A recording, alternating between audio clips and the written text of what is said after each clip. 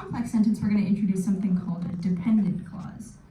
So a sentence needs at least one independent clause to function as a sentence, but with complex, we're going to add this dependent clause.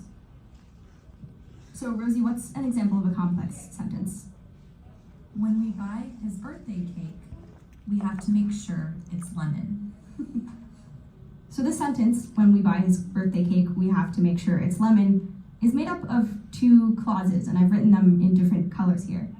So the second one, the pink one, can stand on its own as a sentence. We could just say, we have to make sure it's lemon. Yep, so what kind of clause is pink?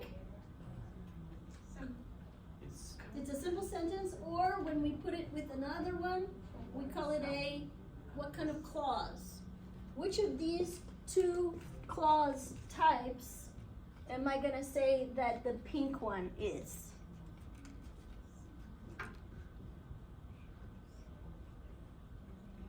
The baby is what? Complex. Independent. The baby is dependent. This is not a baby.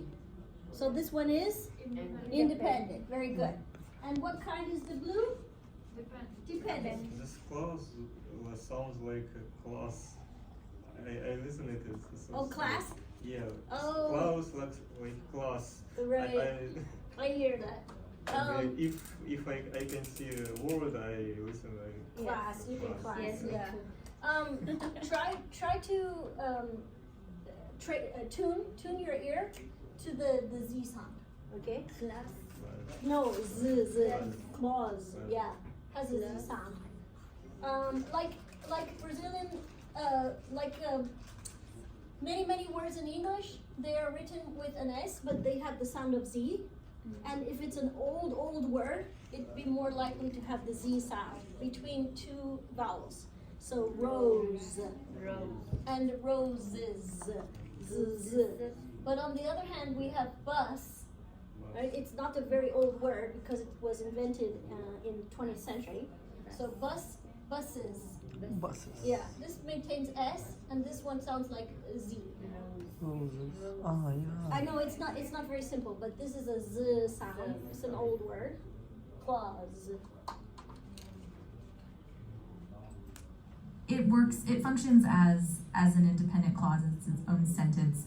We have some information that might be missing from this sentence because we don't necessarily know what its is, but we do have all the components of an independent clause here. We've got a subject, we, and a verb, have to, and well, we have multiple verbs. Yeah, got a lot of have to make sure. So the sentence is relying on some information that's not provided, but it does still stand as its own sentence. Right, like we could have a sentence before it that's like, we're gonna go buy a birthday cake. We have to make sure it's lemon, right? Those can be two separate sentences. In this case, we have this other clause, this what's called a dependent clause. We can't just say when we buy his birthday cake as a sentence. That doesn't really stand on its own. It doesn't convey the information that a sentence needs to convey.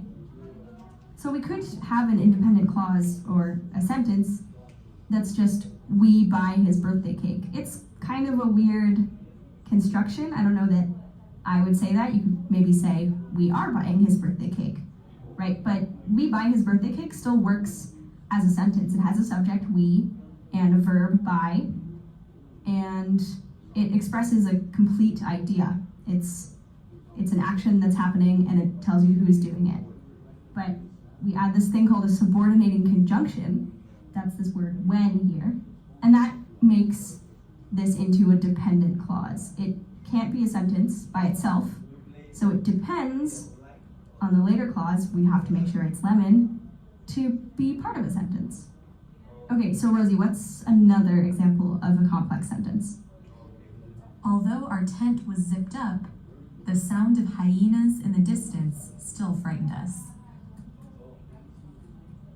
So again, this sentence starts with a dependent clause. Although our tent was zipped up. This would be independent if it said our tent was zipped up, but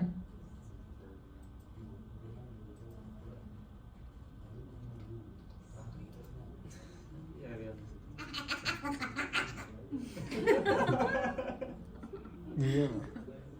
Again, we have this subordinating conjunction, although, at the beginning.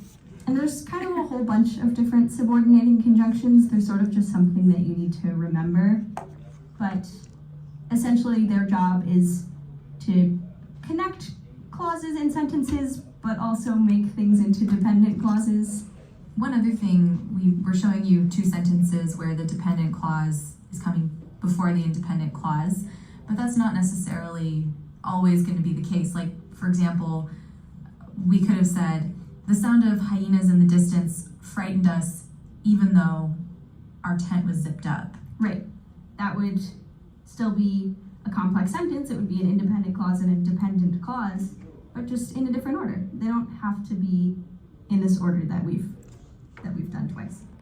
Okay, so Rosie, what if I do something like this? Like, when we buy his birthday cake, we have to make sure it's lemon because it's his favorite. I think because it's his favorite is a dependent clause, right? That's right. And this sentence still completely works as a complex sentence because you still just have this one independent clause. We have to make sure it's lemon.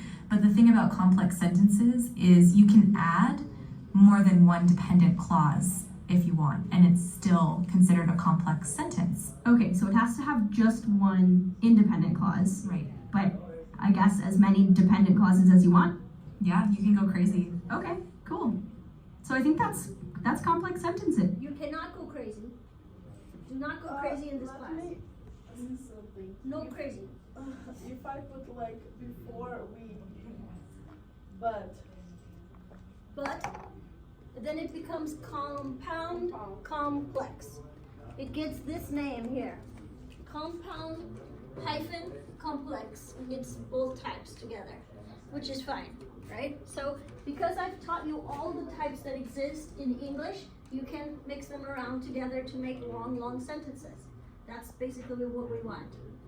Let's practice. So, Irina, could you